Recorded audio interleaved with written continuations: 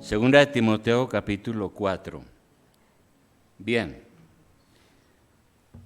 a veces algunos predicadores no se refieren a esta epístola porque algunos piensan que es una epístola pastoral simplemente y nada tiene que decir a la iglesia. Y claro, esta es una carta conocida así, una carta pastoral, porque fue escrita por el apóstol Pablo a un pastor, por eso se le llama una carta pastoral. Y a ese pastor el apóstol le enseña muchas cosas importantes, cómo debe ser el ministerio, cómo debe ser un pastor, su llamado, los requisitos que debe tener, pero también hay muchas enseñanzas sobre cómo debe ser la iglesia, cómo debe organizarse una iglesia y muchas cosas para los miembros de la iglesia también. De manera, hermanos, que vamos a tratar hoy del capítulo 4 de Segunda de Timoteo, unos versículos primeros. A ver, hay personas que cuando yo he visto eso, cuando están agonizando, llaman a su familia y le encomiendan encarecidamente algún deseo para después que muera. Eso es muy común, ¿no? Va a morir y entonces llama a su familia, yo quiero que después de que yo muera, estos son mis anhelos para ustedes. Resulta que el apóstol Pablo sabía que sus días eran pocos, estaba encarcelado y entonces estaba condenado a muerte por el Imperio Romano. Y ante esa situación, él hace un encargo a Timoteo, porque sabe que va a morir, como evidentemente sucedió. La tradición dice que fue decapitado por el Imperio Romano, por orden del emperador. Entonces él le hace un encargo a su hijo espiritual Timoteo, pero no le deja ningún testamento sobre sus bienes o sobre lo que habrá de heredar o alguna otra petición personal, sino que él le pide delante de Dios lo que dice el versículo 1 del capítulo 4. ¿Qué le dice? Te encarezco delante de Dios y del Señor Jesucristo, que juzgará a los vivos y a los muertos en su manifestación y en su reino. Que prediques la palabra,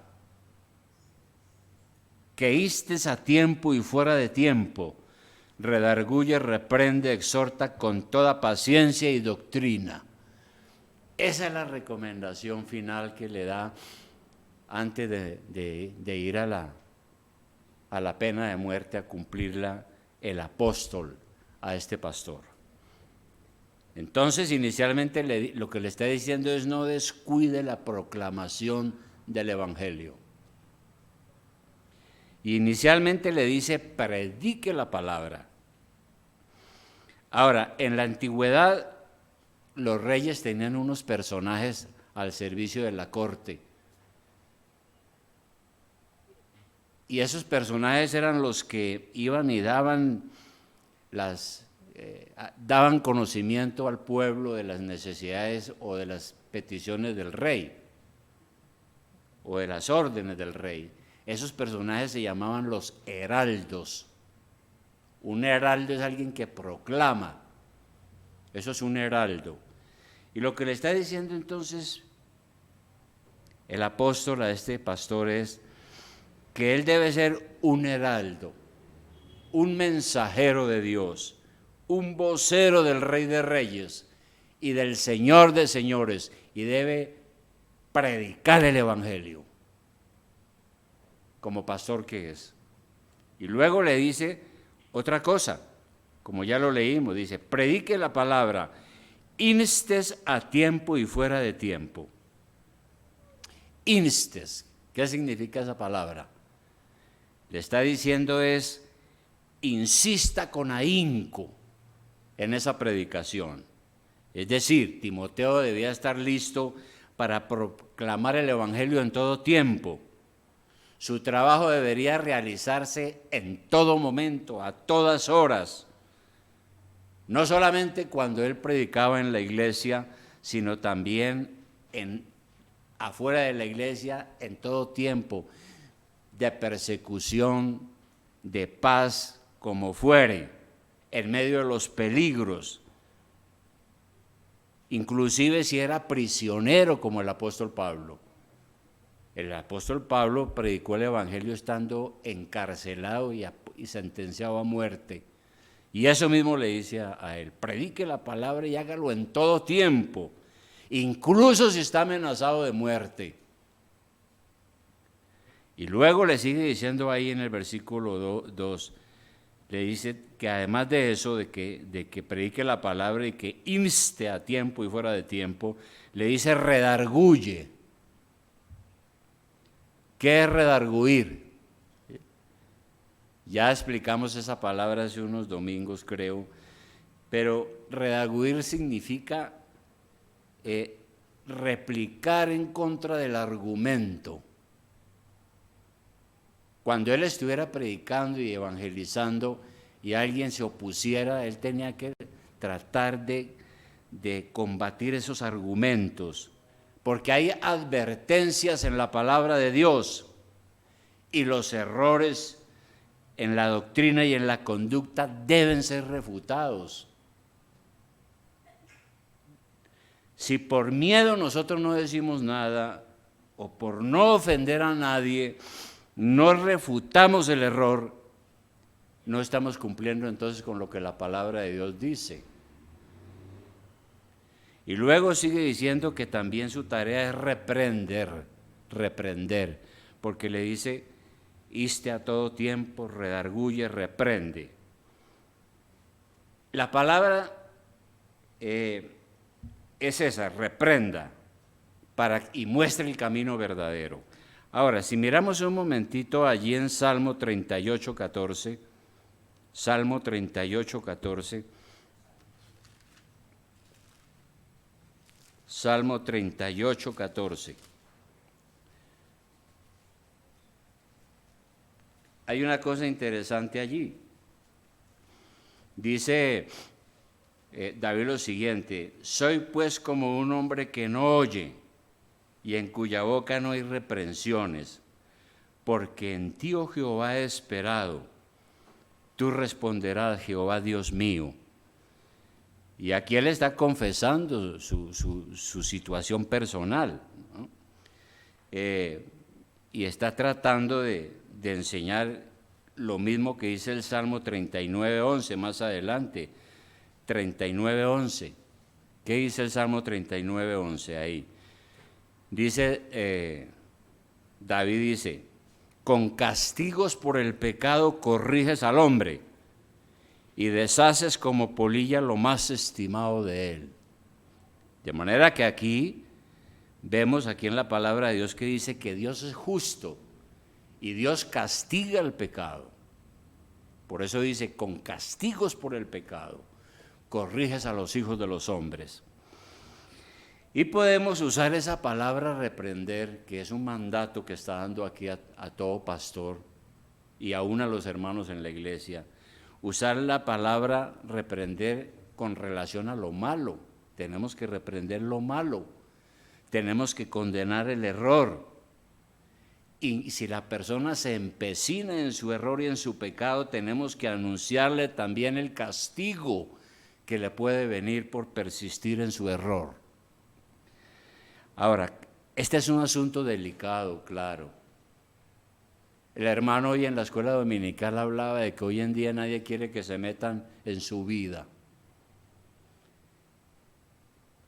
Nadie. La gente anda defendiendo sus derechos. Yo tengo el derecho a mi privacidad. Yo hago lo que yo quiera. Nadie se meta conmigo. Tengo el derecho a mi libre desarrollo de mi personalidad como yo quiera. Y entonces eso impide a veces reprender.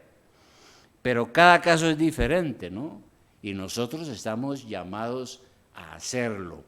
Y a hacerlo, claro, usando la palabra de Dios y los versículos adecuados. De manera que habrá ocasiones en que a veces uno tiene que ser de carácter y decirle a las personas su pecado, como yo lo he visto. Todos somos pecadores, pero cuando estamos en una labor de estas, evangelizando, tenemos que decirle a las personas, su problema es usted, su problema es su pecado personal. Puede ser la borrachera, puede ser el adulterio, puede ser otro pecado. Y tiene que arrepentirse. Y si la persona no lo hace, tenemos que ser de carácter firme para enseñarle los peligros a que está sometido, porque Dios castiga el pecado. Entonces, hay un episodio muy interesante en Gálatas capítulo 2:11 que nos ayuda a esto. Gálatas 2:11.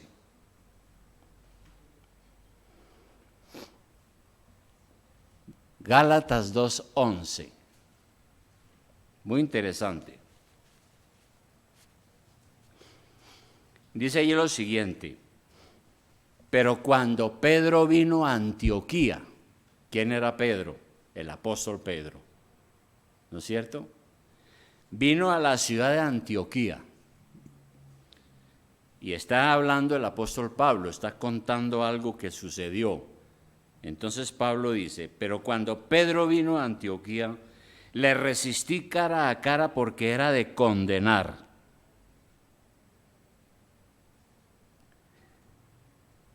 Era de condenar. Entonces resulta que el apóstol Pedro estaba cometiendo algo indebido, algo que no era correcto. Estaba hablando de un error doctrinal. Y entonces Pablo se lo encuentra y dice que él lo resiste cara a cara. Le dice la verdad, con firmeza, con carácter. Y ya vamos a ver en qué consiste, qué fue lo que pasó ahí. Entonces nosotros podemos usar la misma reprensión también, porque Pedro fue reprendido por su hipocresía. Y eso nos enseña que nosotros tenemos que reprender y corregir los errores y las malas doctrinas, las herejías. Y algunas veces lo hacemos en privado con la persona, otras lo hacemos más públicamente, según la naturaleza y circunstancias del pecado. Bien, pero además de reprender, aquí en la carta Pablo le dice a Timoteo que también exhorte. Tiene que no solamente mostrar el pecado, sino mostrarle a la persona por qué está haciendo lo incorrecto, reprenderla si es necesario y exhortarla. Exhortación es otro paso importante después de la reprensión y tiene que ver con animar a la persona para que tenga un cambio en su vida. Entonces le muestro el pecado, le muestro la gravedad, reprendo la acción, según el caso, y luego la animo y la incentivo a que cambie su manera de pensar, porque esa es la única solución para su pecado. Deje el peligro de no escuchar lo que Dios dice. Y hay que reprender a la gente por sus errores, desde luego. Entonces, por eso le dice Pablo a Timoteo: reprenda, amoneste para que abandonen el error. ¿Y cómo es ese procedimiento? Allá en Mateo 18:15 está eso. Vamos a mirar rápidamente Mateo 18:15. Mateo 18:15. Mira lo que dice allí, que es una gran lección para nosotros. Dice: por tanto, si tu hermano peca contra ti, ve y repréndele estando tú y él solos. Entonces, llevemos eso a la práctica. Aquí sucede algo de pronto con algún hermano que peca. Si yo soy el ofendido, ¿qué tengo que hacer? No ponerme a hablar mal de él y a regar un chisme por toda la iglesia. Tengo que llamarlo a solas, en privado, y decirle, mira, a mí yo creo que tú has actuado mal por esto y esto y esto. Si dice, no, yo no, ser uno firme, si uno está en la verdad con la palabra en la mano, ¿no es cierto? Y luego exhortarlo a que cambie su manera de pensar. Ahora, claro, hay casos excepcionales, ¿no?, en los cuales la persona no acepta absolutamente nada y entonces ya nos empuja a una disciplina más grave, que es la que hay que llamar a otros hermanos para que sirvan de testigos, y si tampoco cree, entonces hay que llevar a la asamblea o a la iglesia en pleno el caso. Todo eso hay que hacerlo, mostrar la falta, explicar la falta y rogarle a esa persona que cambie su manera de vivir, porque eso es exhortar. Y todo eso entonces, ¿qué es lo que quiere decir el apóstol Pablo a este pastor con todas estas enseñanzas? No descuide la iglesia. ¿Se puede imaginar usted una iglesia donde no se predica la palabra como debe ser? Donde no se insta con urgencia a la gente para que busque a Dios en arrepentimiento. Una iglesia donde no se exhorta y no se corrige a nadie, pues será una iglesia que reinará, donde reinará el caos, la anarquía, y no habrá ninguna disciplina. ¿Ve? Y por eso, volviendo allá a Timoteo, es que el apóstol le dice a Timoteo, mire, yo le encarezco delante de Dios que predique la palabra, que inste a tiempo y fuera de tiempo, redarguye, reprende, exhorta con toda paciencia y doctrina, claro. Entonces, ¿qué quiere decir eso? Que hay que proclamar el evangelio adecuadamente, dice aquí, con toda paciencia y doctrina. Ahora, sobre esto de la paciencia, tenemos que buscar la ayuda del Señor, porque no es fácil mostrarle a otros sus errores y sus pecados. Y porque la paciencia es un fruto del Espíritu Santo. Es difícil a veces conservar la calma cuando hay oposición y ultrajes, y guardar la concordia y la reconciliación. Es una gracia del Señor poder uno mantenerse sin dejarse provocar. Y a veces fallamos en eso. Claro, si, como dije hace, si la persona no acepta su error, es obcecada, es terca, hasta el punto que no acepta de ninguna manera, dice, es otra cosa diferente, ¿no? Pero en cuanto se pueda, tenemos que ejercitar la paciencia y hacer esas reprensiones y esas exhortaciones, no solo con paciencia, sino con doctrina, o sea, con enseñanza. Cuando aquí habla de doctrina es enseñanza. Hay que reprender, hay que exhortar, pero con enseñanza. Si uno regaña a la persona, pero no le enseña, no va a haber ningún resultado. Hay que mostrarle a la luz de la Biblia en qué consiste su error y su pecado, según el caso, y entonces hacer lo que hizo Pablo con Pedro. Volvamos a Gálatas 2 otra vez. Ahora sí, Gálatas 2, versículo 11, otra vez vamos a mirarlo. Cuando dice el apóstol Pablo, dice, cuando Pedro vino a Antioquía, le resistí cara a cara porque era de condenar. Fíjese usted, un apóstol reprendiendo a otro apóstol.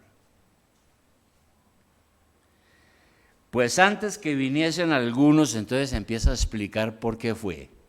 Antes que viniesen algunos de parte de Jacobo, comía con los gentiles, pero después que vinieron se retraía y se apartaba porque tenía miedo de los de la circuncisión, o sea, de los judíos. Y en su simulación participaban también los otros judíos, de tal manera que un Bernabé fue también arrastrado por la hipocresía de ellos. Pero cuando vi que no andaban rectamente conforme a la verdad del Evangelio, dije a Pedro delante de todos: si tú siendo judío vives como los gentiles y no como judío, ¿por qué obligas a los gentiles a judaizar? Recuerden que había un problema, ¿no? Los judíos todavía no se habían desprendido de sus tradiciones judaicas. Y cuando los que no eran judíos se convertían a Cristo, entonces los judíos querían obligarlo a circuncidarse y a practicar todas las leyes del Antiguo Testamento, lo cual era equivocado. Nosotros, judíos de nacimiento y no pecadores de entre los gentiles, sabiendo que el hombre no es justificado por las obras de la ley, sino por la fe de Jesucristo, nosotros también hemos creído en Jesucristo para ser justificados por la fe de Cristo y no por las obras de la ley, por cuanto por las obras de la ley nadie será justificado. Entonces mire cómo hace el trabajo el apóstol Pablo. Se da cuenta que su colega, el otro apóstol, está equivocado, está siendo hipócrita. Con los gentiles predicaba una cosa y con los que eran judíos otra cosa. Entonces le dice a Pedro: no, usted no puede ser así, tiene que entender las cosas. Y luego le da una enseñanza doctrinal. ¿Por qué no tenía que actuar de esa manera? ¿Y por qué también dice, volviendo a Timoteo donde estamos, Timoteo 4, volvamos otra vez allá? Después de hablar todas estas cosas, después de decirle al pastor: predique la palabra, inste a tiempo y fuera de tiempo, redarguya, reprenda, exhorta con toda paciencia y doctrina. Luego le dice lo siguiente, le dice que hay que instar a tiempo y fuera de tiempo. ¿Por qué? Porque es un mensaje de urgencia. Ahora es el tiempo de la salvación. ¿Y qué le dice? Dice en el versículo 3, porque vendrá tiempo cuando no sufrirán la sana doctrina. Eso le está diciendo Pablo a este pastor. Haga todo lo que yo le estoy diciendo a usted, cumpla su ministerio, sirva a Dios, predique a tiempo y fuera de tiempo. ¿Por qué razón? Porque vendrá un tiempo cuando la gente no querrá oír el mensaje del Evangelio. ¿Cuándo vendrá ese tiempo? Ya estamos en ese tiempo. Ya estamos. ¿Qué caracteriza a este tiempo en el que estamos viviendo? Muchas personas van a cerrar los oídos al mensaje de la salvación. Y eso lo estamos viendo, ¿no? Como dice aquí, viene el momento cuando no sufrirán la sana doctrina. ¿Qué quiere decir eso de no sufrirán la sana doctrina?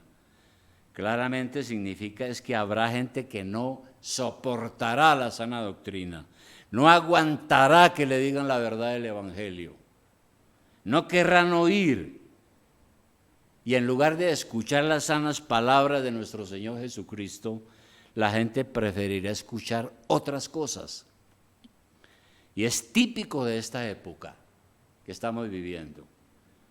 La gente hoy en día prefiere que le hablen de ciencia ficción, que le hablen de historietas, que le hablen de cuentos y fantasías, pero no que le digan que es pecadora y necesita arrepentirse, porque en esencia eso es el Evangelio. Usted es pecador, debe arrepentirse y creer en el Señor Jesucristo. Invite usted a alguien a venir a la iglesia. La gente prefiere ir a un espectáculo musical.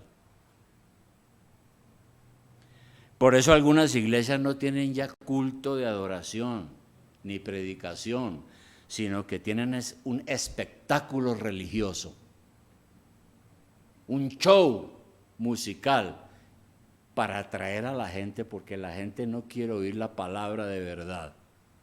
Y aquí está diciendo Pablo que estamos en ese momento.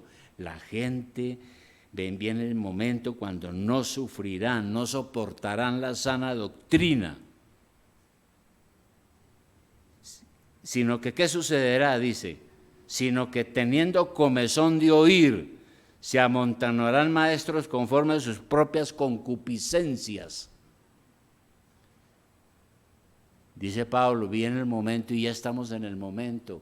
La gente no le gusta oír el evangelio, no le gusta que le digan que es pecadora, que necesita arrepentirse.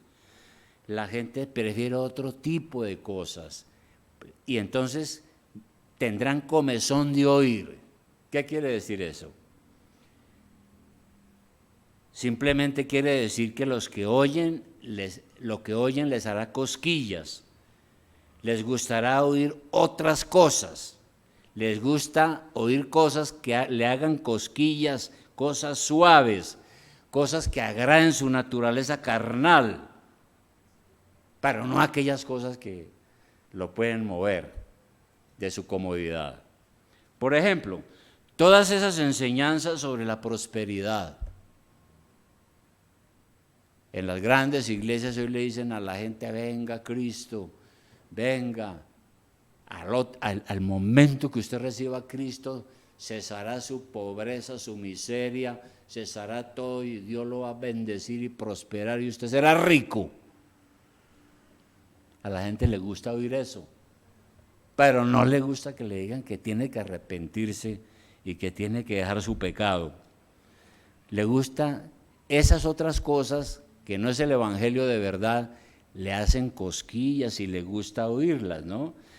Las enseñanzas sobre las profecías, las enseñanzas sobre que la salvación es por obras y todo ese tipo de enseñanzas. Entonces la predicación auténtica del evangelio, la predicación que sana, confronta el pecado en las personas y les muestra que el estilo de vida que tienen no es correcto. Ese tipo de predicación sana no le gusta a la gente. Prefieren donde le hagan cosquillas en el oído con otro tipo de mensajes. Pero algo más dice aquí él. Viene el momento cuando no sufrirán la sana doctrina, sino que teniendo comezón de oír, se amontonarán maestros conforme a sus propias concupiscencias. ¿No es esto lo que estamos viendo en estos días?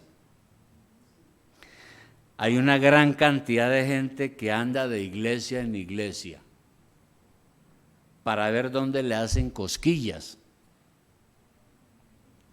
Le gusta escuchar a una gran cantidad de predicadores. Vaya usted a la web, vaya a las redes. Y ahí están amontonados muchos predicadores que endulzan el oído. Y a la gente le gusta eso.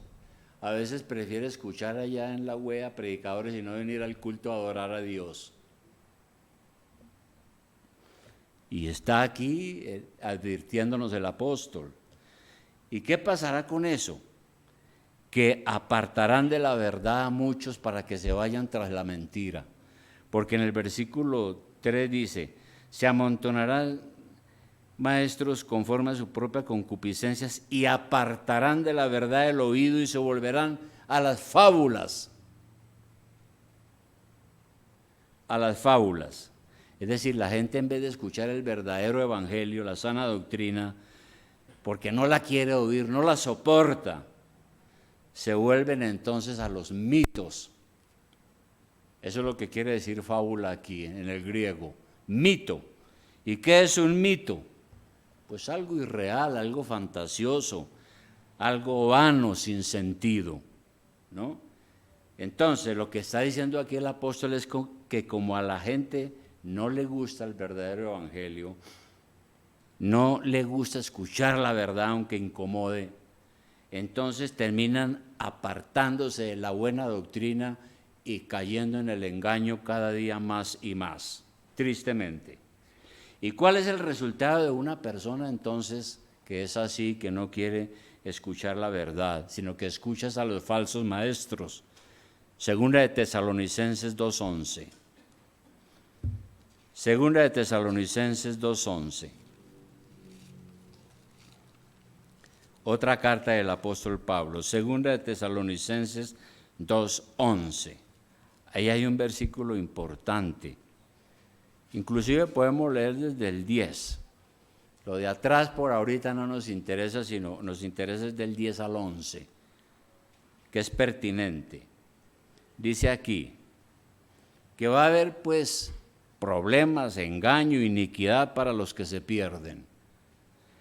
Por cuanto no recibieron el amor de la verdad para ser salvos. Por esto Dios les envía un poder engañoso para que crean la mentira, a fin de que sean condenados todos los que no creyeron a la verdad, sino que se complacieron en la injusticia.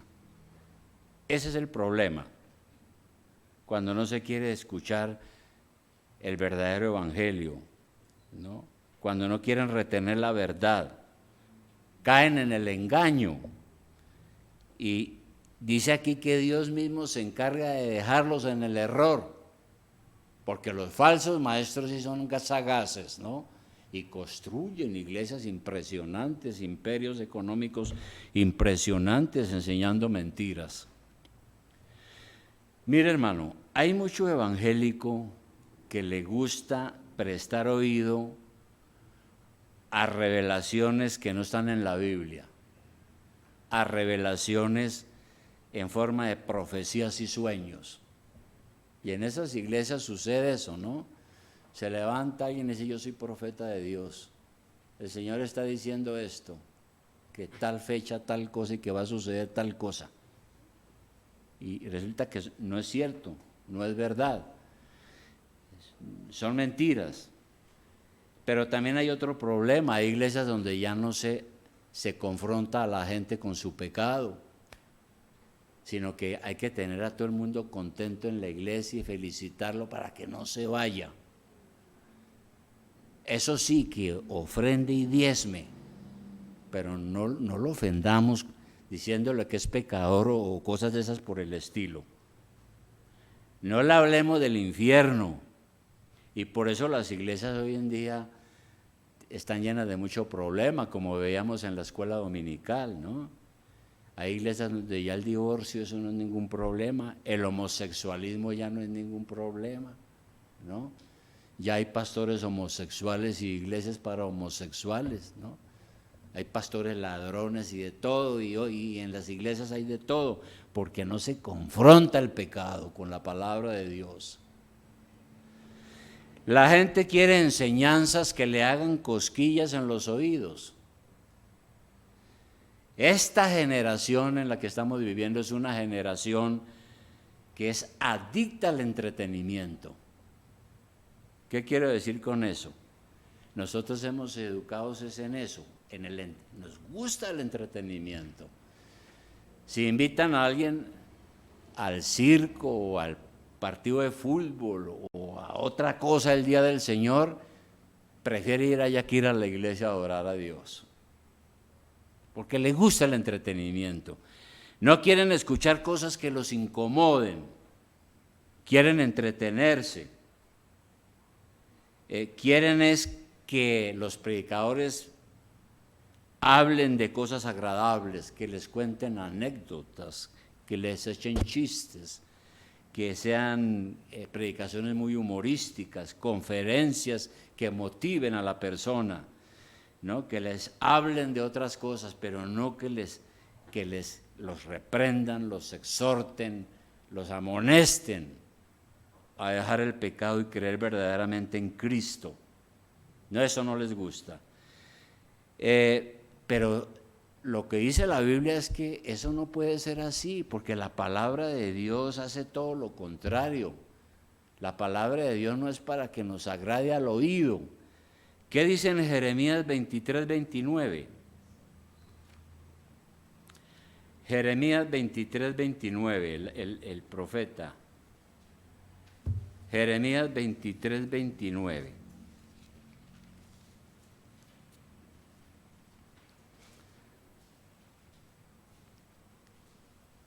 Jeremías 23:29. 29. Quiero esperarlos. ¿Ya están en su Biblia? El profeta hace la siguiente pregunta, y es una pregunta para nosotros hoy. Dice, ¿no es mi palabra como fuego, dice Jehová, y como martillo que quebranta la piedra? La palabra de Dios nos da duro, muchas veces nos quiebra, nos lleva a lamentarnos, llorar, pedir perdón a Dios y confesar nuestros pecados. Esa es la función de la palabra de Dios, y para que busquemos a Jesucristo, nuestro Salvador y Señor. La palabra es así, es como el fuego que derrite, como el martillo que rompe la piedra. Y entonces dice, sigue diciendo, por tanto he aquí que yo estoy contra los profetas. Bueno, estamos hablando de muchos siglos atrás, donde habían unos profetas que eran verdaderos, pero habían otros que decían mentiras.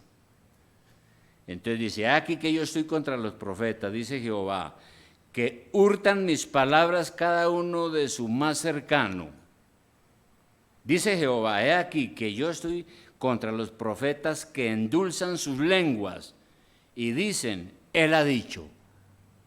Eso es parecido al predicador que le gusta manejar y manipular al auditorio y entonces habla cosas dulces y bonitas para que la gente se amañe.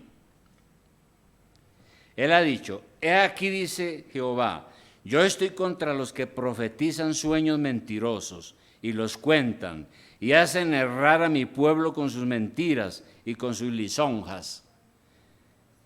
Y yo no los envié ni les mandé, y ningún provecho hicieron a este pueblo, dice Jehová. Este problema ya lo había en el Antiguo Testamento y lo hay hoy en día. Entonces no se predican mensajes que puedan ser utilizados por el Espíritu Santo, sino mensajes que impresionan a la gente o que muestran mucha erudición. Pero si un predicador habla sobre el pecado, sobre el castigo, entonces no gusta. No será popular, no va a recibir aplausos. Y esto le ha sucedido a los pastores que no han negociado los principios de la palabra de Dios con nadie. Uno tiene que predicar el evangelio, así lo echan de la iglesia, hermano. Es la verdad. Sin embargo, eso es lo que Pablo le pide a Timoteo, ¿no? Y a cualquiera otro que quiera ser fiel a las Escrituras. No puede negociar la verdad del evangelio por ganar a la gente y decirle mentiras. Cuando se predica el evangelio en toda su pureza, va a producir dolor, incomodidad, preocupación.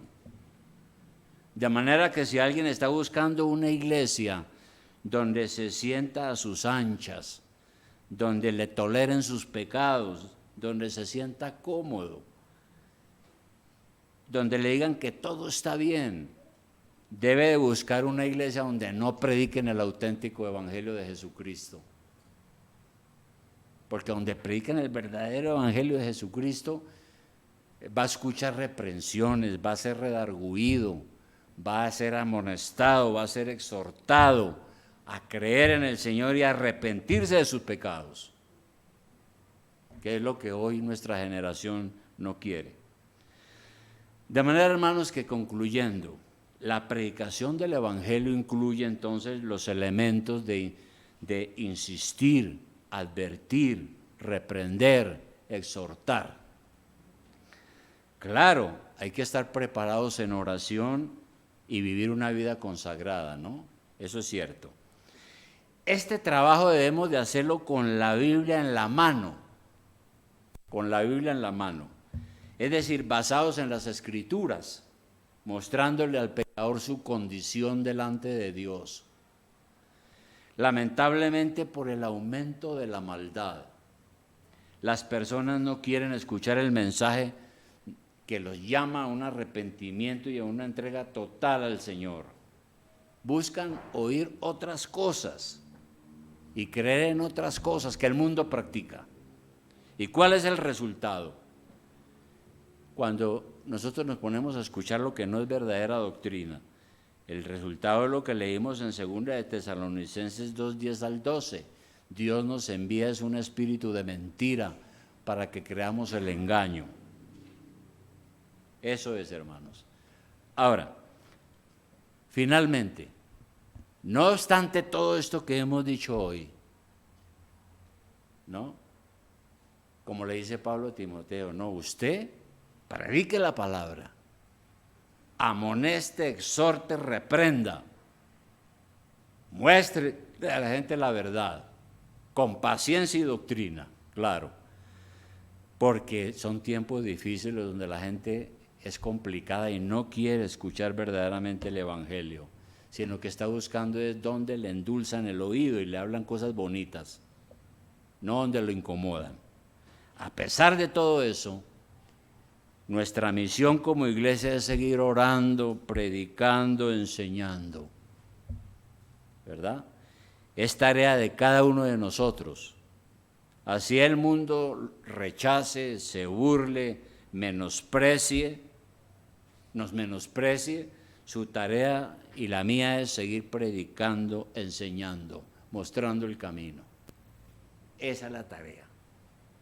No hay otra. Y tenemos que hacerlo con nuestras amistades, con todas las personas que podamos tener una relación. Porque este es el verdadero mensaje que salva. Jesucristo, el Hijo de Dios, ha venido a salvarnos. Eso tenemos que decírselo a la gente, ¿verdad? Invitamos a la gente a que crea y se arrepienta de sus pecados. Eso tenemos que hacerlo nosotros, todos los días. Entonces mi pregunta es, hermanos, ¿lo vamos a hacer o lo estamos haciendo? O lo estamos haciendo, ¿no? ¿Qué vamos a hacer?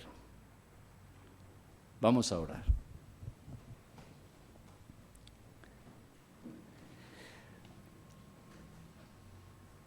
Bendito Padre Celestial, muchas gracias te damos, Señor, en esta hora. Señor, nosotros tenemos una responsabilidad, no solo los pastores, también cada hermano de la iglesia, cada miembro. ¿Cuál responsabilidad? Predique la palabra, inste a tiempo y fuera de tiempo, redarguya, reprenda, exhorta, con toda paciencia y enseñanza. Ahora, porque pueden venir tiempos difíciles donde, como los que estamos viviendo, donde la gente quiere otras cosas y no tu verdadero mensaje, el mensaje de salvación. Ayúdanos, Padre, a cumplir con esta tarea, con esta misión. Nuevamente, oh Dios, nosotros nos ofrecemos. Nos ponemos ante ti, Señor, úsanos. Ayúdanos a compartir este mensaje con toda persona que tengamos amistades, relaciones. Enseñémosle lo que es la vida cristiana. Ayúdanos, Señor, a lograr eso. Te lo pedimos en el nombre de Jesús nuestro Señor. Amén.